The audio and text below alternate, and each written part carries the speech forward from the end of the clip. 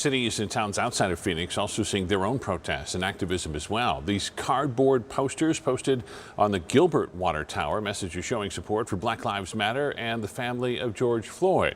We also saw a peaceful protest in Chandler, where the mayor and community leaders are meeting today to talk about how to move forward. ABC 15's Claudia Rupsich has this story. Working on how do we find a way through relationships that matter to bring real transformation and change to something as complicated as what we're looking at. We have to address the symptoms that caused the reaction in the first place. Wednesday, pastors met with Chandler Mayor Kevin Hartke. They want to come up with solutions, how to address the fear and anger fueling protests in the valley. Listening to the voices, making sure that we can properly give credence to issues and pain that might not be part of my experience or someone else's experience. Part of that involves honest conversations across races and generations. We've got to be willing to open up our experiences to each other and be willing to be uncomfortable sitting in those experiences.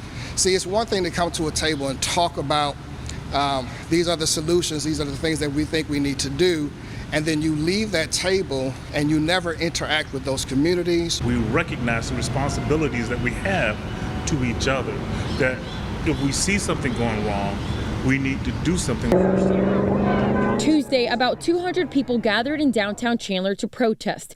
It was peaceful. They left by 8 p.m. No one was arrested. They made an impact. A lot of people saw them yesterday, so they certainly got their message across. Chief Sean Duggan has also been meeting with the mayor and leaders. So to be open and aware that people may have an absolutely different viewpoint is certainly very important. We're embedded in our community, and we are developing those relationships. So when there is a controversy that happens outside of our community, we know we can convene and talk, and we have a track record of treating people right, and the community in this city are proud of their police.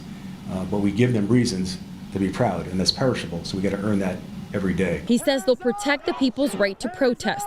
The department has mobilized more officers to make sure looting and riots like what we saw in Scottsdale Saturday night don't happen in their communities. Certainly in modern policing, we understand that we will only be successful if we have the trust, the support, and the respect of the people who live and work here. These pastors said they're proud of the young people speaking out, but they want to make sure they keep going after the protests are over. That's done. Now let's get to the table. Let's get you elected.